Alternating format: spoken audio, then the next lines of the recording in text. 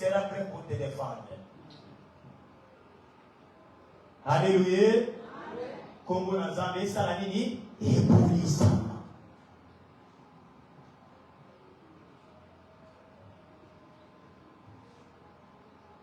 Dans Corinthiens 7, 1 à 12. Pourquoi les cannabis sont maintenant c'est plutôt dans la peau du sotoyoka? 1 Corinthiens 7, 1 à 12. Pour ce qui concerne les choses, pour ce qui concerne les choses dont vous m'avez écrit, 2 Corinthiens 7. Et donc de telles promesses,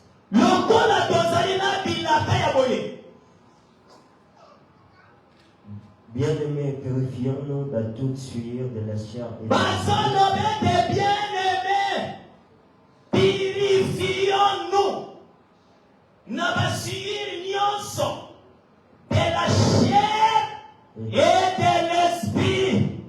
Ezana mbindo ya nzoto na mbindo ya molimo.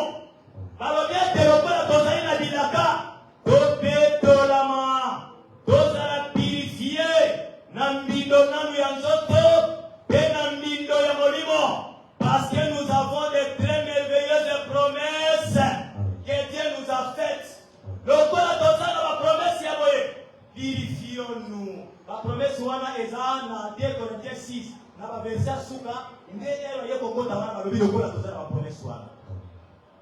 Donc c'est purifié. Na ba shiri ya nzoto, mbindo ya nzoto, mbindo ya molimo. en achevant notre sanctification dans la crainte de Dieu. Lorsque tu te purifies, cela veut dire Dieu est en train de te sanctifier. Alors tu vas achever cette sanctification dans la crainte de Dieu. Il n'y a pas de sanctification sans crainte. Celui qui se sanctifie, c'est celui qui craint Dieu. Or, craindre Dieu, c'est haïr le mal. Nous devons achever notre sanctification. La sanctification est à mon côté. Je suis saint. Oh, ça qui a dit bon, on a la conduite, tu es saint. Mais il y a quelqu'un qui voit ton cœur. Qui voit ton cœur. Les choses cachées dans ton cœur sont tellement nues devant lui. Tu peux être saint aux yeux des hommes. Moi, je peux être saint aux yeux des hommes. Je peux être serviteur de Dieu aux yeux des hommes. Mais Dieu ne regarde pas l'apparence extérieure. Dieu regarde plutôt l'intérieur, c'est le cœur.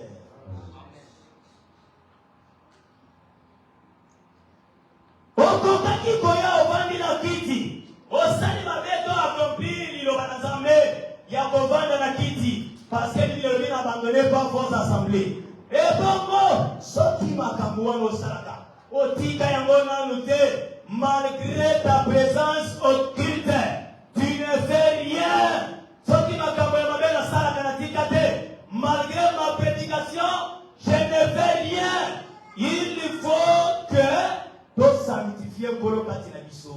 Donc continue sa sanctification na biso dans la crainte de Dieu. Lorsque tu sanctifies Jésus en le craignant, il est prêt pour te défendre.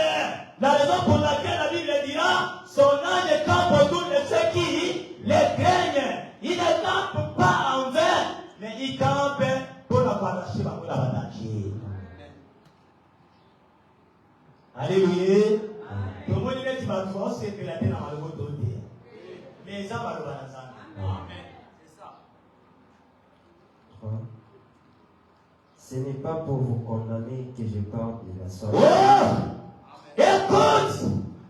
Le Seigneur Jésus est le frère de paix. Ce matin, ne parlez pas comme ça pour condamner quelqu'un. Ce n'est pas pour vous condamner que je parle de la sorte. Nazo katena na Dieu tout monde. Ah, nazo linga moto moko andika. Amen. Nazolinga moto moko abika. Nazolinga moto moko akota na nzela ya bonzambe. Ce n'est pas pour vous condamner. Côté dire ngai pe ligete. Et d'ailleurs ce que rejeter avant va bien rejeter maloba nzambe na mibati. Car j'ai déjà dit que vous êtes dans nos cœurs à la vie et à la mort. Konando tiki. Toma bolo azoloba. Soki makambo tozoloba ya boye. Ezali pona kokatela moto etumbu te. Ezali kaka pona koyebisa moto. Biso lokola bana Nzambe. Oyo Nzambe azorenye kati na biso. Lokola Nzambe yango azorenye kati na biso, il faut biso to sanctifier ye. Toko sanctifier ye ndenge nini? Toko sanctifier ye soki mabe otozala na biso totiki yango. Soki totiki yango, c'est alors que Nzambe akozala sanctifier na mitema na biso. Mais soki Nzambe yango aza sanctifier, Nzambe wana akozala prêt pona kodefendre yo. Bandoki ya famille yo basangana 10 000. Mais soki o sanctifier Nzambe, il est prêt pour te défendre. Et dans la kei kobenga na force soki wapi. Soki Nzambe aza sanctifier na ton cœur, c'est Dieu prêt pour te défendre. Soki Nzambe aza sanctifier te, akosalela bango lokola fibu babeti yo. Alléluia. Soki Nzambe aza sanctifier te, a protéger au kaka mais atiki yo nano. Obeta ye, akangi maboko. Mais soki Nzambe wana aza sanctifier na motema na yo, tango bango bakoya, akotuna wana nani? Ne touchez pas Muzanga mon serviteur. Malgré aleki na nzela wana, akozala na bomoi. Soki Nzambe aza sanctifier kati na yo, malgré peut-être obeli makasi, le Dieu du ciel est prêt pour te guérir, même si cette maladie a daté de longtemps. Lokolo kufite Nzambe akodikisa yo. Lokolo kufite Nzambe akodikisa yo. Mais toi sanctifie ce Dieu dans ton cœur. Alléluia. Que le nom de Dieu soit sanctifié dans nos cœurs.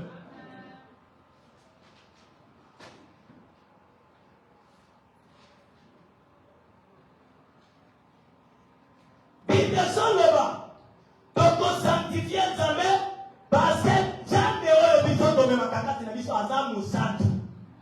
Il est saint. Yamazo loba soyez saint. Oye Nzambe na bino azali saint. Comment est Dieu saint? Akovanda kaka na nzoto eza ya lisumu. Donc moto ameditaka mabe. Lisumu kobe te na libaku parfois na kanda osali soki nini. Mais soki o meditaka lisumu, okei pe wana bongwana. Alléluia. Sanctifie le Seigneur dans ton cœur. Wana na 1 Pierre 1:15. Na 1 Pierre 1, 15-16 azoloba tozala basantu po ete Nzambe na biso azali mosantu. Les résultats de la sanctification. Lorsque tu te sanctifies, ils ont un résultat. Lorsque tu te sanctifies, ils ont un résultat. Lorsque tu te sanctifies, ils ont un résultat. Moi, la classe a travaillé bien, la classe est dans la réussite. Résultat, moi, la classe a travaillé madame, on a examiné dans la réussite. Oh, les amis, bien le résultat de la sanctification. Quel est le résultat de la sanctification? C'est Ézéchiel qui va nous répondre. Minimum, il y a pas tout.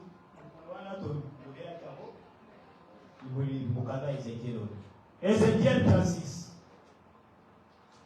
Donc, bandit 20, tu as 30. Tu peux sauter tout de suite, 30, tu as 36. Ézéchiel 36, 20e verset. 36. Ézéchiel 36, 20e verset. Ok. Ils sont arrivés chez les nations où ils allaient.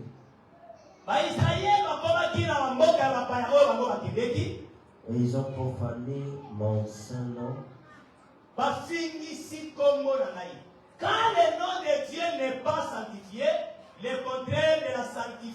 ezali profané. Ce qui commence à les sanctifier, cela veut dire les profané. Yango bazoloba ba Israël, nzambe abekani bango bakena bamboka. Ils ont profané son Saint-Nom. En sorte qu'on disait, c'est le peuple de l'Éternel, c'est de son peuple. Yango makambo batobaloba na bango. Omoni bato bavya nzambe. Bazoloba bato bavya nzambe. Mais bazotala bizaleli na yo. Tu es en train de profaner ces dieux-là. Dans ton quartier, tu profanes ces dieux-là. Dans l'école, tu profanes ces dieux-là. Au travail, tu profanes ces dieux-là. Le nom de Dieu est profané. Mais quand tu vas à l'église, c'est le peuple de Dieu. C'est un enfant de Dieu. À qui n'a pas ressemblé là. Tout le monde a caillé la Bible. Il y a gagné ça qui n'a pas l'église. Ah, mais bazo tana ndenge yoyo sana makambo. Ok, bazo le bako bakanzami. Awuta kina mboka nzami.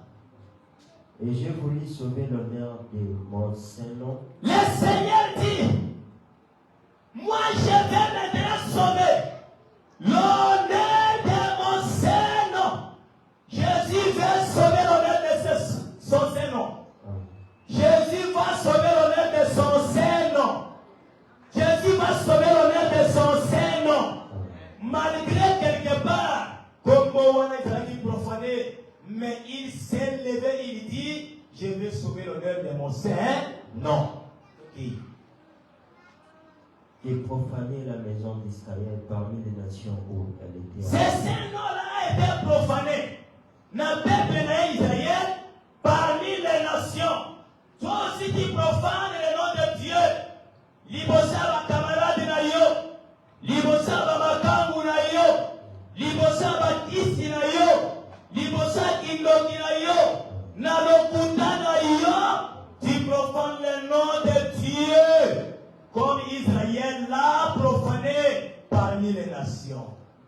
C'est pourquoi dit à la maison d'Israël. Tinawana. L'Obana maison d'Israël. Le Seigneur maintenant nous envoie à la maison de Pumbu. Tinawana dit à la maison de Pumbu. Est-ce que la maison de Pumbu est présente?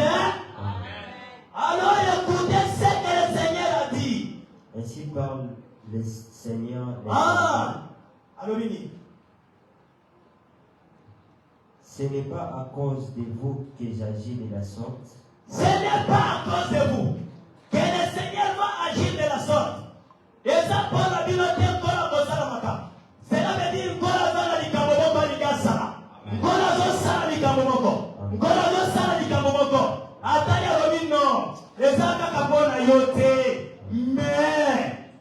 cela veut dire c'est à cause de mon Saint-Nom que vous avez profané par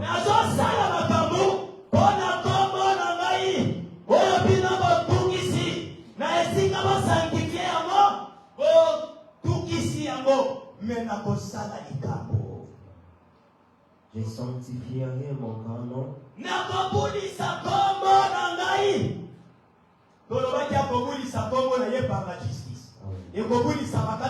lorsque nous marchons, on est pas à la parole de Dieu. Je sanctifierai mon Saint-Nom. Okay. Qui a été profané parmi les nations.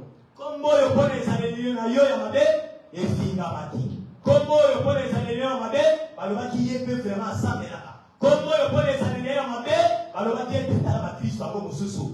Comme moi, je connais les années yamade, balobaki yembe osamela tanzaba lokuta. Ce nom-là a été profané. Mais le Seigneur n'est pas à cause de toi, mais à cause de son Saint-Nom qui est profané.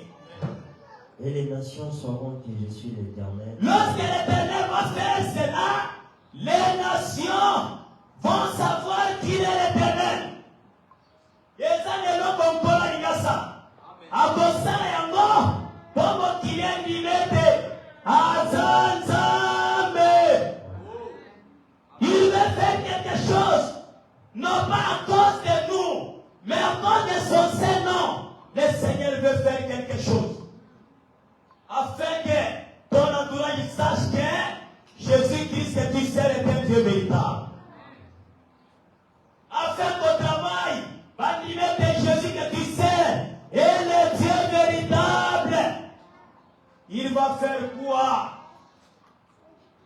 Et quand je serai sanctifié par vous sous les yeux. Écoute. Tolobaki, pour sanctification, nous avons dans la justice, mais peine d'intérêt à bateau. Il dit, lorsque je serai sanctifié par vous, lorsque le Seigneur sera sanctifié par toi, oh, lorsque le Seigneur sera sanctifié par toi, lorsqu'il sera sanctifié par nous, oui. Je vous retirerai d'entre les nations. Il va nous retirer. Alors oui, je vous retirerai parmi les nations. Cela veut dire le peuple israélien. Bazaraki Mosika, la présence d'Antambe Malogwe, Namok Antambe Bazali sous-souté. Mais lorsque le Dieu du ciel sera sanctifié par Israël, le Dieu d'Israël va s'élever. Il va s'élever pour retirer Batonio Sabadanaki Mosika. A retirer Bango, a retirer Bango, a retirer Bango, a retirer Bango. Pona nini, Pokongo na ye bakulisi yango kati na bato. Ne a retirer bato, oyo bazalaki Mosika, a retirer bato, oyo bazalaki Mosika. Que le Seigneur te retire de lieu où tu es. Zanda retire la musique Tiko Zaraki. Zanda Zongi Sayo. Zanda Zongi Sayo. Zanda Zongi Sayo. Lorsque tu vas sanctifier ton nom, les choses vont arriver. Deuxièmement, je vous rassemblerai de tous les pays. Je vous rassemblerai à Bosangi Sabana ya Israël. Nabamoka Nyoso Bango Bazalaki. Asi Bango. Asangisi Bango lisusu. Namboka oya nakaki bakoko na Bango. Akosane yango. Lorsque son nom sera sanctifié parmi Israël. Aujourd'hui, il y a des choses que Dieu va faire lorsque son nom est sanctifié parmi nous. Amen. Et je vous ramènerai dans votre pays. Akozomi sabango na mboka na bango. Yesa na mboka boko nzambe atiayo. Selon volonté na yo. Yesa ya sika boko nzambe alingake tozala wana. Mais à cause ya Kongo na yesa profané, nzambe abenga na yo musika. Yango azobenga mwana na nzambe moko. Asanctifié kaka Kongo na nzambe na mutema na ye.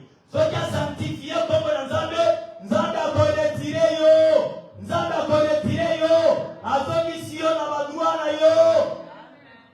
Aya ya ozalaka na badroit na yo epai ya nzambe wana. Nzambe azalaka na badevoir ya koakomplir envers yo. Mais soki ntango osanctifié Kongo na nzambe ezali moko ya badevoir mpe yo osali. Lorsque le nom de Dieu est sanctifié, nzambe azongisi yo na mboka oyo abongisaki mpo na yo. Azongisi yo na lipango oyo abongisaki mpo na yo. Azongisi yo na mabota abongisaki mpo na yo. Azongisi yo na musala abongisaki mpo na yo. Azongisi yo na libala abongisaki mpo na yo. Azongisi yo na elevation abongisaki mpo na yo. Azongisi yo na lobiko abongisaki mpo na yo. Oh, sanctifie le nom du Seigneur dans ton cœur. Je répandrai sur vous une pure. Lorsque le Seigneur a besoin du Seigneur, a besoin de il va prendre de l'eau pure. Il va prendre de l'eau pure. Asopi yango na mutu na yo. Asopi yango na nzoto na yo. Il va répandre de l'eau pure. Maya peto. Maya peto. Maya peto. Je crois que le Seigneur est en train d'arroser inopi. Nanzoto ya motomoko na tomba ya lelo. Le Seigneur est en train d'arroser inopi. Na bombo ya motomoko. Le Seigneur est en train d'arroser inopi. Quand il a vu ya motomoko, la véritable opile c'est la parole du Seigneur. Amen. Et vous serez purifiés. Bongo bongo bulisa. Je vous purifierai de toutes vos souillures et de nakosokola bino na mino na bino nyonso ndenge balobaki ete eza na mino ya nzoto mpe ya molimo. Le Seigneur akopurifie. Que le Seigneur te purifie. Nzambe asokola yo. Nzambe asokola yo. Nzambe asokola yo na basuiri na yo. Nzamba sokolo yo na mindo na yo. Cela veut dire nzamba sokolo na masumu na yo. Soki nzamba sokolo elikolo bakaka olibisa. Et de toutes vos idoles. Pe na bikeko oyo asalaka bikeko ntango ozose décide na motema na ntango oyo kamalo oyo ete naobwaka ekeko wana eza nango na ntina te. Jésus aza motuya comme l'apôtre Paul qui dit ce qui était pour moi des gains je le regarde comme de la boue à cause de l'excellente connaissance. Il y a une connaissance excellente des autres bamanatongo ya lelo. C'est la parole au tozoyoka. Yango l'apôtre Paul azolebete makambo ezalaki te mpona ngai nakomi komona yango perte. Baidole na yo mona yango perte, moyibi na yo mona yango perte, kidoki na yo mona yango perte, kindumba na yo mona yango perte, ata bana kofuta yo balola mona yango perte. Le Seigneur va faire quelque chose. Je vous donnerai un cœur nouveau. Il ne va pas se limiter. Yakolibisa yo kaka. Soki alibisi yo lobi non. Maintenant il faut que je fasse quelque chose. Je te donnerai un cœur nouveau. Lorsque Jésus te pardonne, il va te donner un cœur nouveau. Le cœur ancien, le cœur de péché, le cœur de l'impudicité, le cœur du vol. Il va accorder à quelqu'un un cœur nouveau. Est-ce que mon don de mon thème a sikazaliawa? La kanisa qui a posé là. Parce que mon thème a sikazaliawa. Je vous donnerai un cœur nouveau, un cœur nouveau. Il devient une nouvelle créature. Le cœur ancien est dans le canal pour ancien. Alléluia. Okay. Et je mettrai en vous un esprit nouveau. Le Dieu du ciel va mettre en nous, va mettre en toi, va mettre en vous un esprit nouveau. Molimo ya sika, molimo babanga nzambe, molimo batosa nzambe, molimo basala kesengo ya nzambe, nkolo azoswa yango atie kati na yo. Reçois cet esprit nouveau dans ton cœur. Je dis reçois cet esprit nouveau dans ton cœur. Molimo ya sika ekota na bomoi na yo. Ekokota pa mate pa esala makambo na bomoi na yo. Ce n'est pas n'importe quel makambo malamu na bomoi na yo. Est-ce qu'il y a quelqu'un où il a disposé de molimo nouveau ekota kati na ye? Le Seigneur va t'apporter l'esprit nouveau. J'ôterai de votre corps les cœurs de pierre. Nanzoto yo kola koya. Alongoli motema ya libanga. Motema etosaka maloba na nzambe te. Motema ya ingirisa na motoma bazondima makambo yo. Tika nkola longola motema na yo ya mabanga. Asa na yo ngolu. Motema na yo ya mabanga. Yelongwa. Et je vous donnerai un cœur de chien. Je mettrai mon esprit en vous.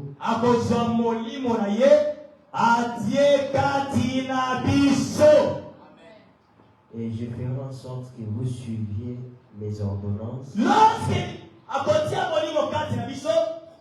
fera en sorte que nous suivions.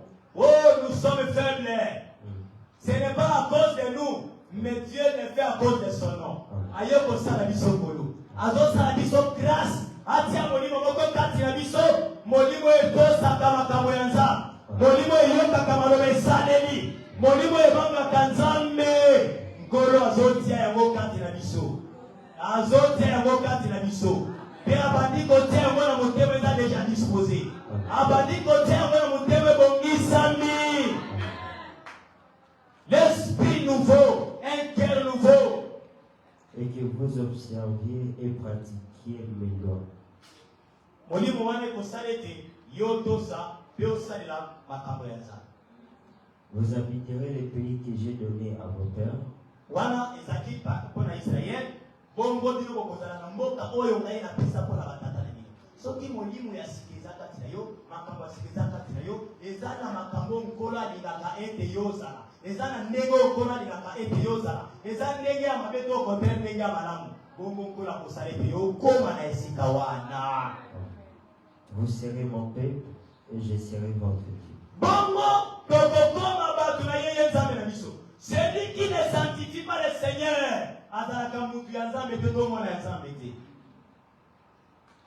Je vous délivrerai de toutes vos souillures.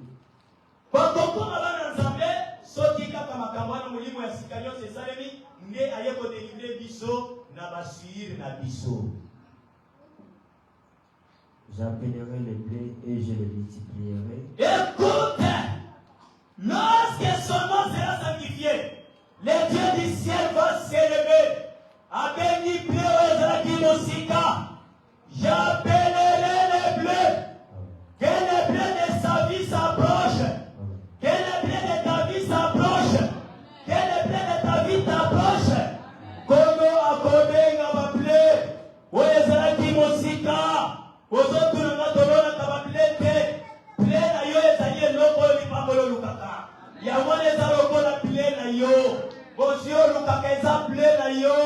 Bomengo lukaka eza blé na yo. Kolo azobenga yango utisi ezalaki. Je ne vous enverrai plus la famille. Azolobete akotindela biso lisusu nzala te. Nzokande kola tina kanzala soki ngoma na yeza profane kati na yo. Lokulo za mwana nzambe mo profane ngoma nzambe kola tina kanini nzala.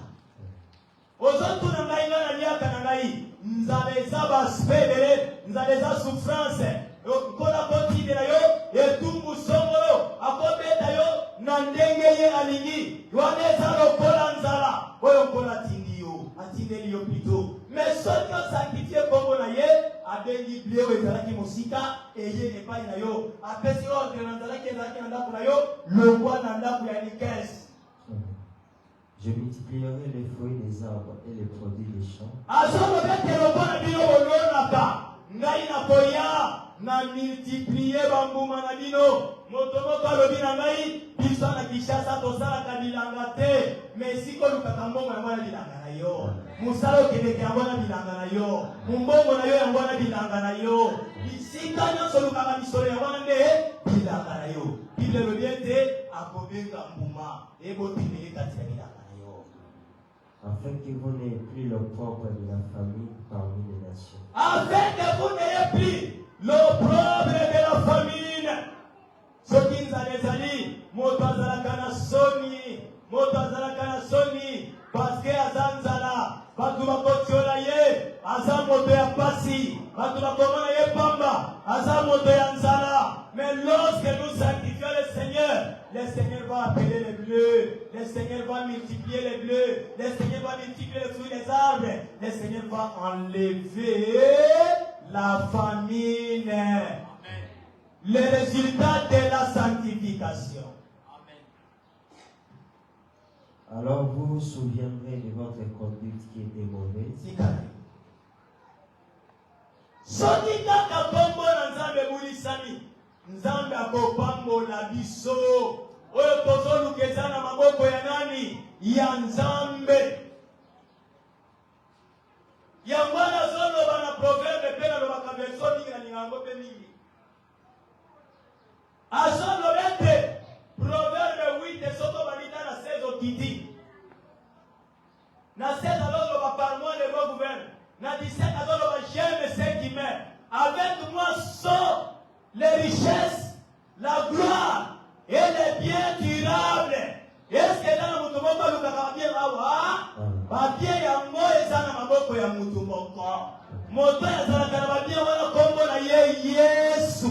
Soki kaka kombo na ye eza sanctifié na motema na yo, soki tango ekoki azwi ba bien wana akopesa yo.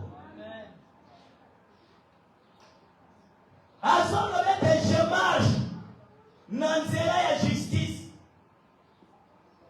mpona kopesa bomengo na bato oyo balingaka ngai. Nani alingaka Nzambe? Moto alingaka Nzambe ezali moto ase sanctifiaka.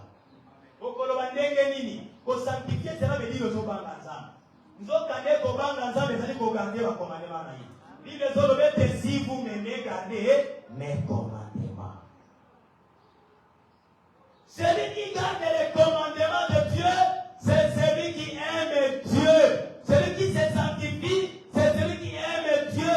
Lorsque tu aimes Dieu, Dieu marche à ta rencontre. Dieu Bible et lobby, il marche dans le chemin de la justice, dans les sentiers de la droiture. Pour la couper sa bomengo na badoyo ye alikaka. Pour la kofulu sa trésor na bango. Cela veut dire ceux qui comprennent ensemble, ils sont sanctifiés. Okozala motoyo okozwa héritage ko utepa inanza. Héritage yalika kabana neba zuaka. Atika otika la mwana. Nalobi tika otika la mwana. Mwana n'est pas n'importe quel mwana te parce que dans la type yabana. Il y a Isaac, il y a aussi Ismaël. Ah, ça la type ya Isaac. Ça la type ya Isaac. Ce que ça type ya Isaac, au besoin héritage de ton père.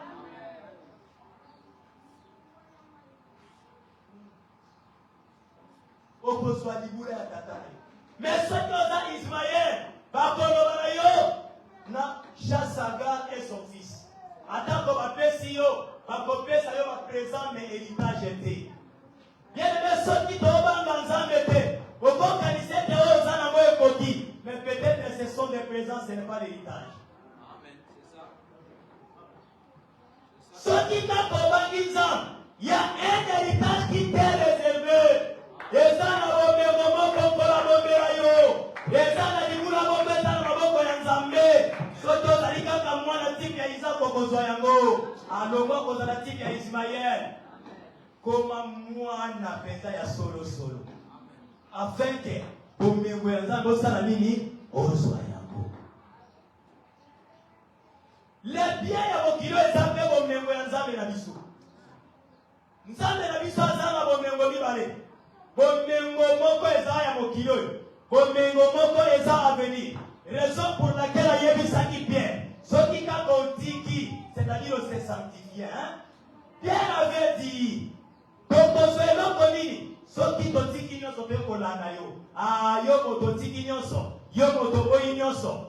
se sanctifier, il y a un héritage. La Bible a dit, n'a Pierre été à ce siècle, tu seras béni au centuple et au siècle à venir, tu auras la vie éternelle. Notre Dieu a dans la canava centuple, notre Dieu a dans la canava vie éternelle. Voilà l'héritage ici, ma vie, alléluia. Mais pour soyons, il faut un fils. Autre se sanctifier. La raison pour laquelle Hébreu à Koloba rechercher la paix et la sanctification, sans laquelle personne ne verra le Seigneur. Aïe aïe aïe, mais il faut que tu recherches la sanctification.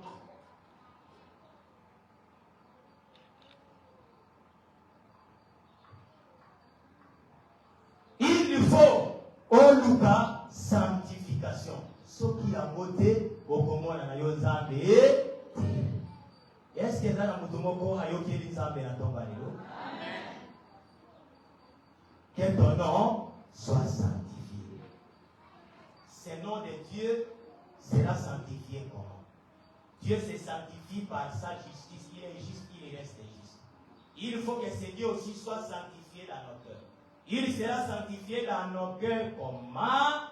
Lorsque nous allons saler la malheur Nzambe ndenge ya lingi. Totiki mbino nyonso, totiki basuri nyonso, totiki masumo nyonso, wana to sanctifier Yesu na mitema na biso. Tango to sanctifier ta Yesu na mitema na biso. D'ailleurs, il y a d'autres qui biso to se sanctifier parce que yemo pas saint.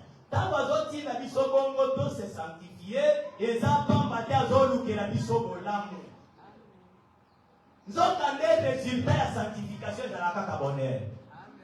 Yango ba yebisi biso na Ézéchiel 36 koloba ete soki to se sanctifier, soki Nzambe aza sanctifier katikati na biso akolongola nzala kati na biso akobenga plewo ezalaki mosika akolongola biso soni ya nzala soni ya likambo ezalaki na yango soki o sanctifier kolo kati na bomoi na yo Nzambe wana akolongola soni na yo. Alléluia. Moi, je crois bien ça dans mon tomo, c'est décidé de se sanctifier ce matin. Est-ce que mon tomo a besoin de l'État à côté? Par la grâce de Dieu.